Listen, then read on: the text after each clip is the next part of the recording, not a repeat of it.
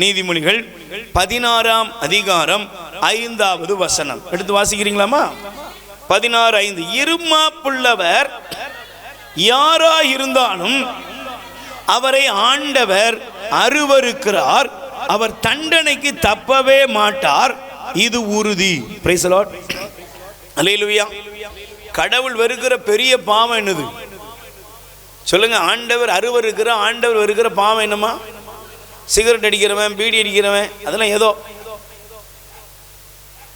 ஏதோ குடிக்கிறவன். உடனே பிரதர் வந்து நல்லா குடிக்கிறவனுக்குலாம் நல்லதுன்னு சொல்ல இல்லை இல்லை, ஏதோ தெரியாமல் சிலர் பழகிருப்பாங்க, சில பழக்க வழக்கம். Price the Lord. ஆனா இந்த கடவுள் எதை அருவருக்கிறார், எது பாவம் அப்படின்னா, இருமாப்புள்ளவரை கடவுள் என்ன செய்யறாராம்? அருவருக்கிறார். ஆண்டவர் அவர் தண்டனைக்கு தப்பவே இது உறுதி.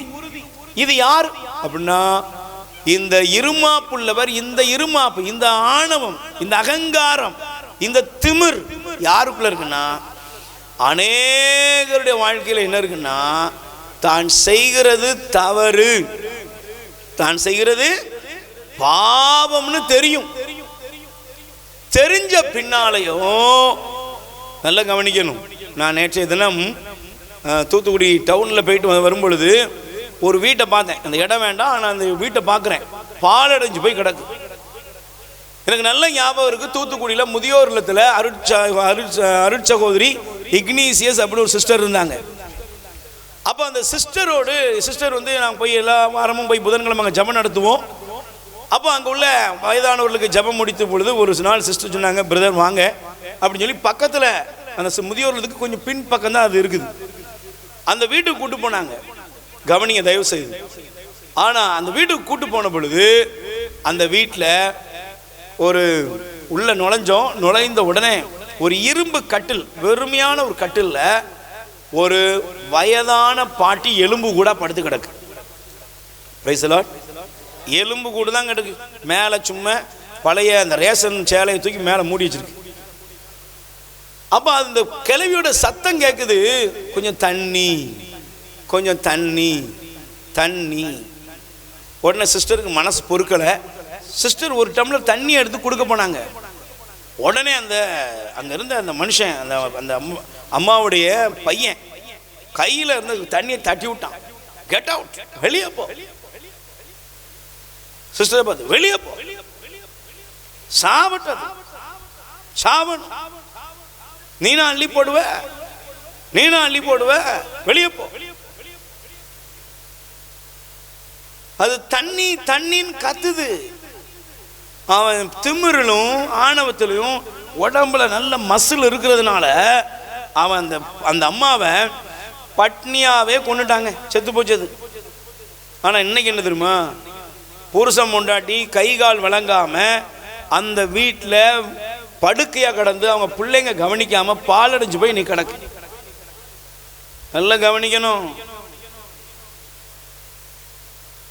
நீங்கள் செய்கிற எந்த காரியமாக இருந்தாலும் தப்பு தான் அப்படிங்கிறத என்னைக்கு ஏற்றுக்கொள்கிறீர்களோ அன்னைக்கு தான் கடவுளை இறக்கும்.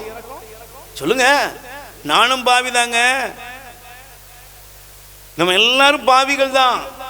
ஆனா இங்க இருமாப்பை ஆண்டவர், ஆணவக்காரரை ஆண்டவர் அருவருக்கிறார். எந்த ஆணவக்காரர்?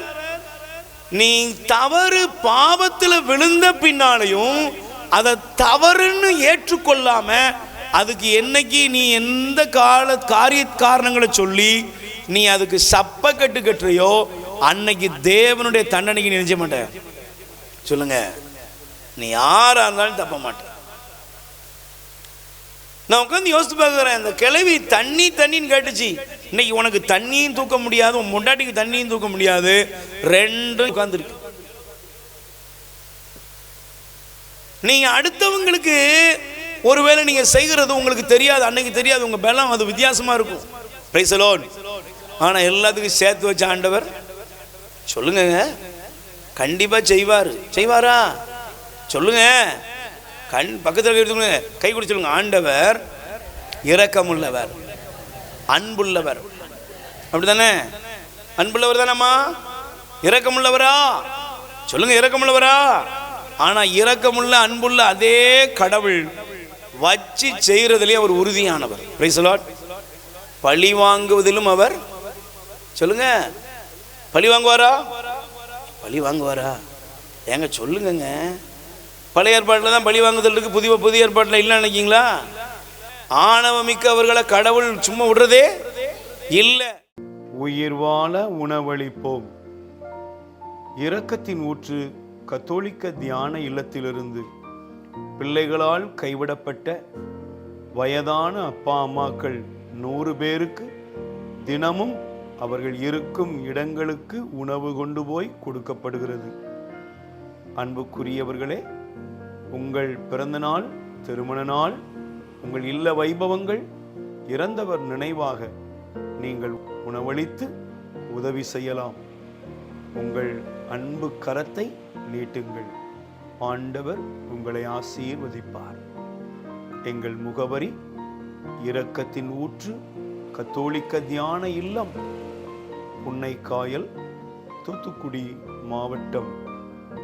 அலைபேசி எண் 9814188201. கடவுள் உங்களை நிறைவாய் ஆசீர்வதிப்பாராக.